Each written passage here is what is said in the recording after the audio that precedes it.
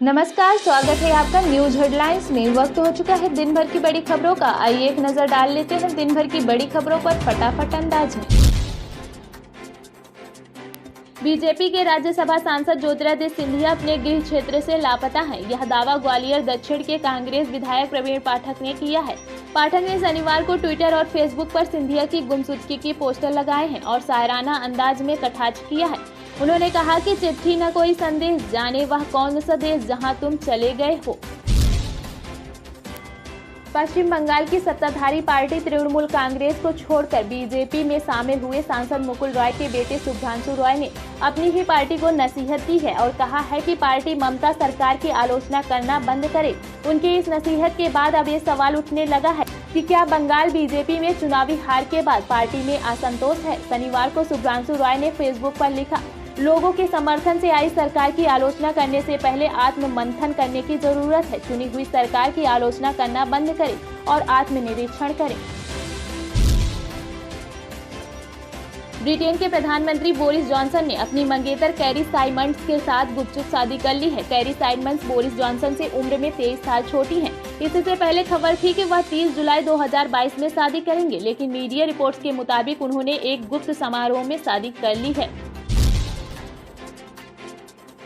उत्तर प्रदेश में हाल ही में हुए संपन्न पंचायत चुनाव में विजेताओं को प्रियंका गांधी चिट्ठी लिख रही है। कांग्रेस को एहसास है कि गांव के गलियारों से ही उत्तर प्रदेश की सत्ता का रास्ता निकलेगा। नेता अलका लांबा ने भाजपा प्रवक्ता गुरु प्रकाश पासवान के नाम को लेकर तंज कसा तो वे उन पर भड़क गए, जिसके बाद दोनों नेताओं के बीच तीखी बहस हो गई। बहस के दौरान कांग्रेस नेता ने कहा कि गुरु प्रकाश जी अंधकार में हैं, इन्हें बाहर लाइए, प्रकाश में लाइए, इन्हें हकीकत बताइए। प्रधानमंत्री मोदी संग बैठक को लेकर उठे सवाल पर पश्चिम बंगाल की मुख्यमंत्री ममता बनर्जी ने आज चुप्पी तोड़ दी है। ममता बनर्जी ने कहा कि पीएमओ मेरा अपमान करने की कोशिश कर रहा है। बैठक की खाली चेयरों की तस्वीर ट्वीट की जा रही है। प्रधानमंत्री काफी पहले ही कलाईकुंडा पहुंच गए थे। उनका मान रखने के लिए मैं दीघा में अपनी पूर्व नियोजित कार्यसूची होने के बावजूद वहां गई थी। मैंने उनसे मिलने के लिए बस 1 मिनट का समय मांगा था, लेकिन मुझे और मुख्य सचिव को 15 मिनट तक इंतजार कराया गया।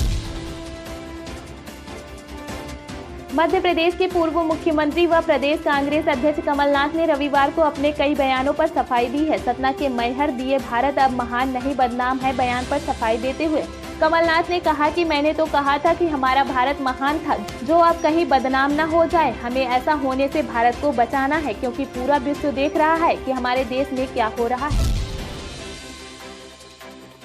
दिल्ली में कोरोना वायरस के मामले में गिरावट आने के बाद भी दिल्ली आपदा प्रबंधन प्राधिकरण विभाग यानी कि DDMA ने दिल्ली में एक बार फिर से लॉकडाउन 7 जून तक बढ़ा दिया है।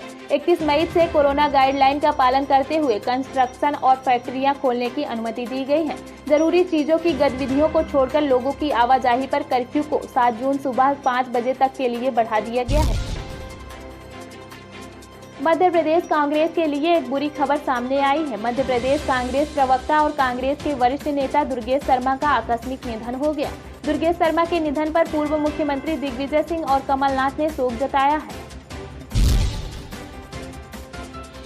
पंजाब कांग्रेस की अंतर्कलह का हल ढूंढने के लिए बनाई गई 3 सदस्यीय कमेटी सोमवार से मंत्रियों व विधायकों से 1-to-1 मुलाकात करेगी।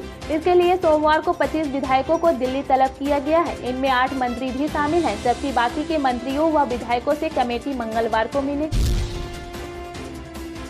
सीएम योगी आदित्यनाथ के नेतृत्व में कोर टीम की गहन बैठक के बाद प्रदेश में 1 जून से फिलहाल उन 20 शहरों में कोरोना कर्फ्यू जारी रखने का फैसला किया है, जहां पर 600 से अधिक एक्टिव केस अभी भी हैं। इसके साथ ही 55 जिलों में नाइट कर्फ्यू और वीकेंड लॉकडाउन की शर्त के साथ 5 दिन सुबह 7 से शाम के 7 बजे तक बाजार खोलने की छूट दी गई है। सीएम योगी आदित्यनाथ ने कहा कि जिन जिलों में 600 से ज्यादा एक्टिव केस हैं, वहां पर 1 और हफ्ते के लिए कोरोना कर्फ्यू जारी रहेगा। दिल्ली सरकार के स्वास्थ्य सेवा महानिदेशालय के आदेश पर केंद्रीय खरीद एजेंसी ने कोरोना के टीके की 1 करोड़ डोज खरीदने के लिए वैश्विक स्तर पर निविदा जारी की है। टीका बनाने वाली कंपनियों से 7 जून तक आवेदन मांगे गए हैं। निविदा में आदेश में कहा गया है कि टीका भारत की नियामक एजेंसी से स्वीकृत होना चाहिए। अभी तक देश में कोविशील्ड का कोवैक्सीन के अलावा रूस की स्पुतनिक व टीके को आपातकालीन उपयोग की मंजूरी मिली है। मध्य प्रदेश के मुख्यमंत्री शिवराज सिंह चौहान ने कहा कि 1 जून से धीरे धीरे काम धंधा चालू होगा। हमें अब दुकान भी चलाना है और कोरोना संक्रमण को भी रोक कर रखना है। यदि हम पूरी सावधानियां रखेंगे तो कोरोना नहीं फैलेगा। इसके लिए हमें आत्म अनुशासन रखना होगा। ऐसे किसी भी ग्राहक को सामान न दें जो बिना मास्क लगाए आया हो।